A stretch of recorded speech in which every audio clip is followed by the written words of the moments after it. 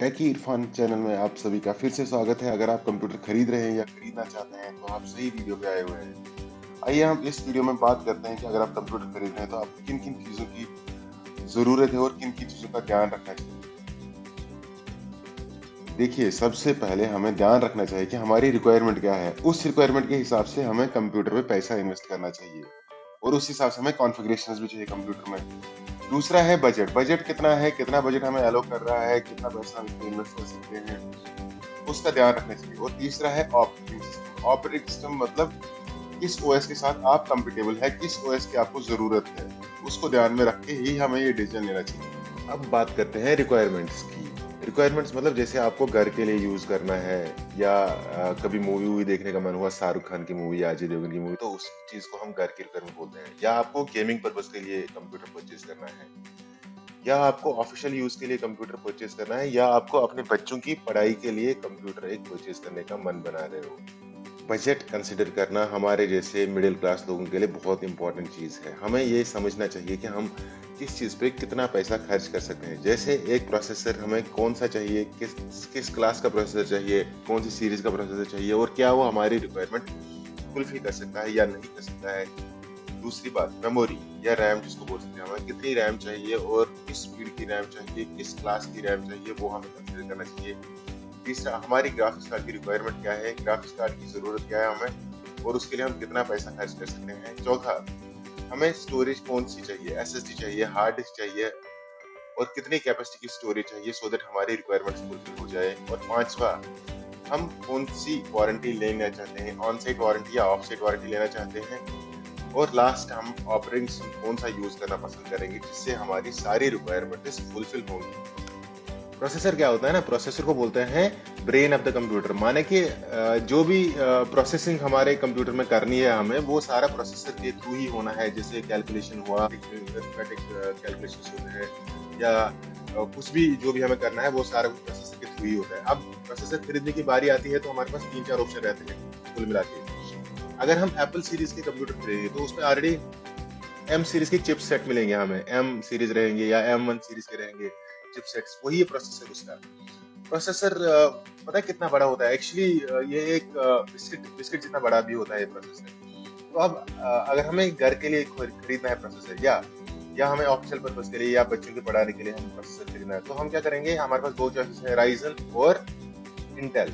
इसमें से हमें चूज करना है कि कौन सा खरीदना है। अगर हम गेमिंग पर्पस के लिए खरीदेंगे तो मैं तो पर्सनली रिकमेंड करूंगा कि आपको राइजन प्रोसेसर खरीदना चाहिए। वेयरएज अगर बाकी किसी पर्पस के लिए हमें खरीदना है तो उस चीज में हमें इंटेल काफी है। सेम इक्विवेलेंसी का, जैसे इंटेल सीरीज 5 हम खरीदेंगे तो हम राइजन सीरीज 5 गेमिंग के लिए खरीद सकते हैं या वाइस वर्सा, है ना।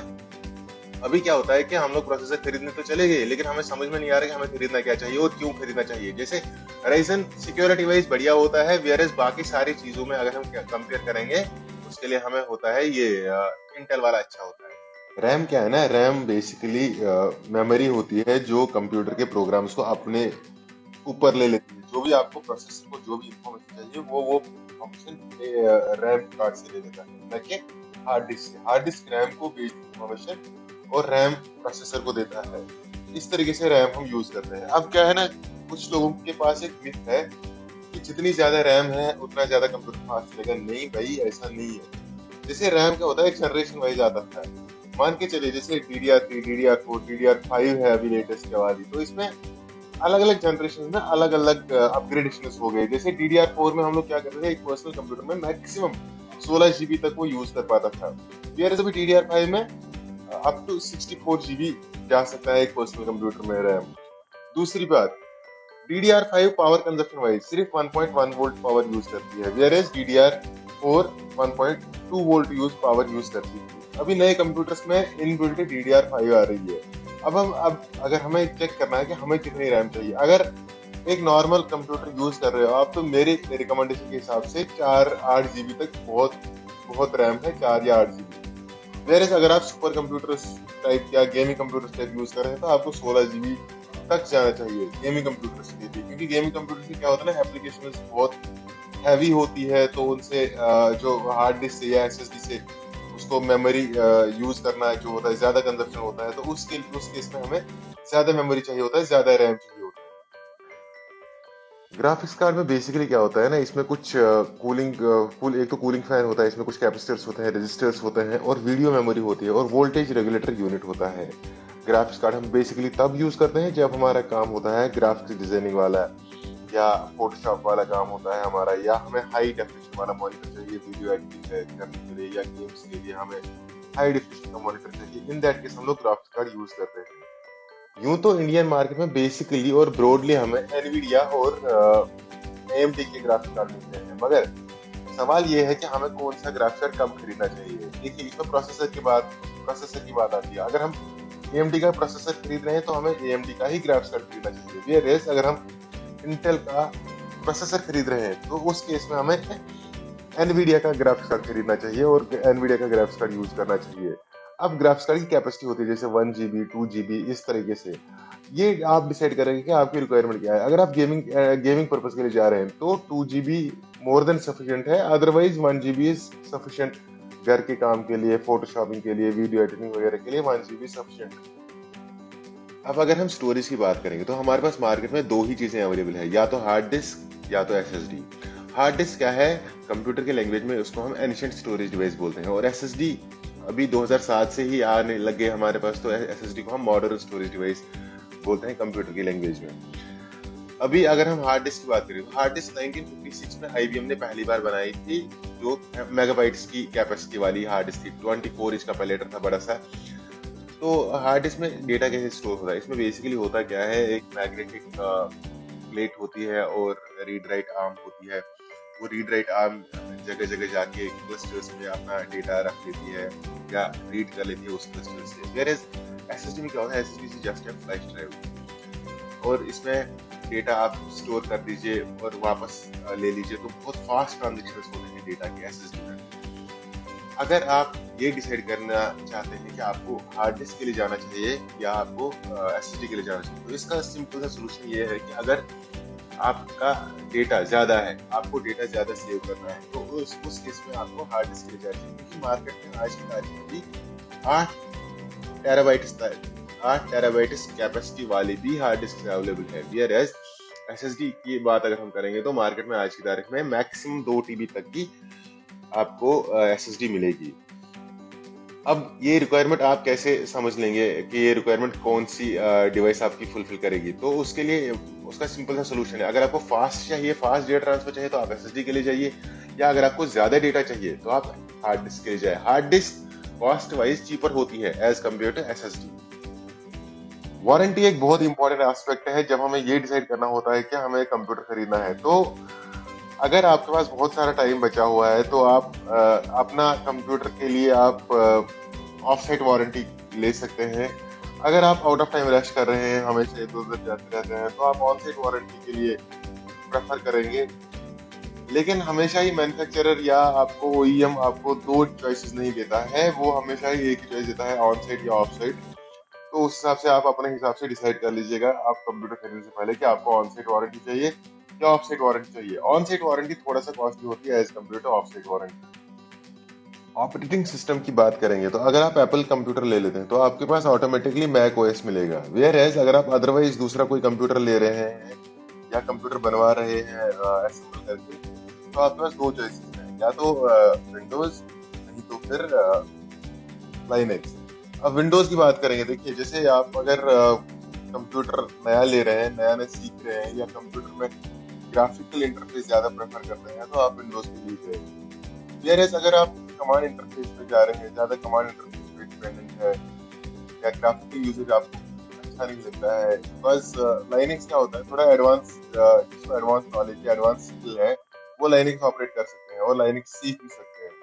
वेयरएज विंडोज क्या है, उनके लिए, उन सब यूजर्स के लिए है जो बेसिक स्टार्ट कर रहे हैं या कंप्यूटर नया खरीद रहे हैं, कंप्यूटर यूज नहीं किया है, या बच्चों के लिए कंप्यूटर खरीद रहे हैं, ग्राफिकल यूजर अच्छा लगता है, ग्राफिकल यूजर इंटरफेस अच्छा लगता है, तो उन सब लोगों के लिए विंडोज ओएस अच्छा होता है।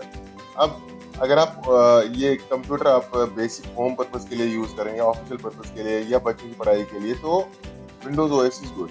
वेयरएज अगर आप गेमिंग पर्पस के लिए भी यूज कर रहे हैं तब भी विंडोज ओएस गुड है। लेकिन अगर प्रोग्रामिंग वगैरह साइड में जा रहे हैं आप, तो आई विल पर्सनली रिकमेंड कि लाइनेक्स बेटर है लाइनक्स आपको सिखा भी देता है बहुत सारी चीजें, और लाइनक्स सिक्योर भी है। अब अगर आपने डिसाइड कर ही लिया है कि आपको विंडोज कंप्यूटर खरीदना है, विंडोज ओएस वाला कंप्यूटर खरीदना है, तो आज की तारीख में मार्केट में जो लेटेस्ट वाला अवेलेबल है वो विंडोज 11 है, विंडोज 11 22H2 वर्जन, ये लेटेस्ट है। लेकिन आपको 21H2 डायरेक्टली नहीं मिलेगा, आपको 1503 मिलेगा, जिसको आप बाद में अपडेट कर सकते हैं। और नॉर्मल ऑनलाइन अपडेट से इंटरनेट के साथ कनेक्ट करके आप उसको वर्जन को अपग्रेड कर सकते हैं विंडोज 11 22H2 तक। अब देखिए, आपके सामने हमने एक टेबल रख लिया है, कंपैरिजन टेबल, जहां पे आप डिसाइड कर सकते हैं कि अगर आपको घर के इस्तेमाल के लिए कंप्यूटर खरीदना है तो आप इंटेल i5 7th जनरेशन या उससे ऊपर, या Ryzen 5 सीरीज का कोई सा भी प्रोसेसर ले सकते हैं।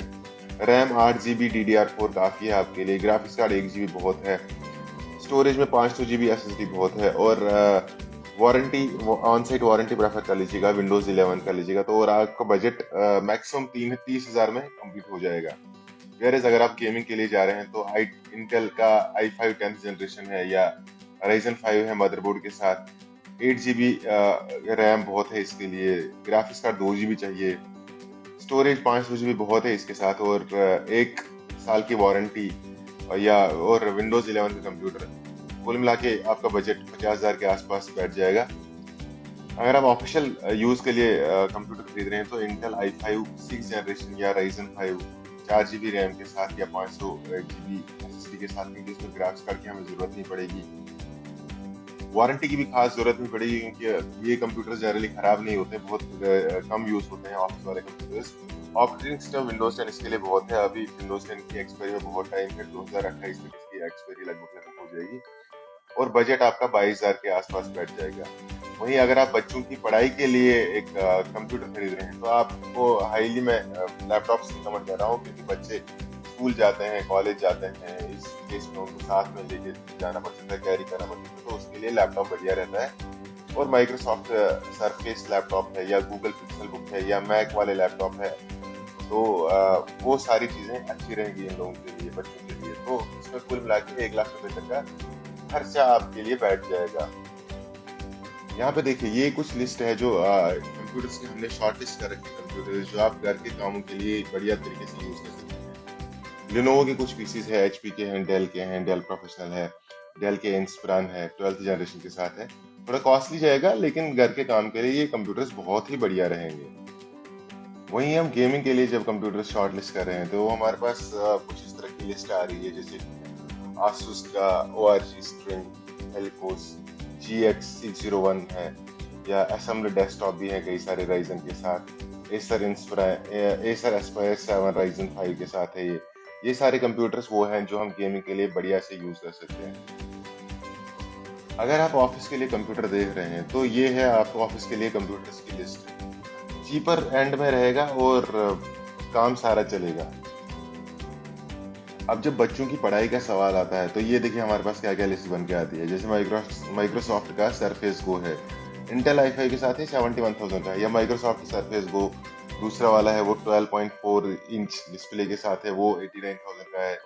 सिमिलरली थोड़ा चीपर एंड पे भी है इसमें और हायर एंड पे भी है, लेकिन यह माइक्रोसॉफ्ट या गूगल क्रोमबुक या मैकबुक लेना ही इसके लिए बढ़िया रहता है बच्चों की पढ़ाई के लिए।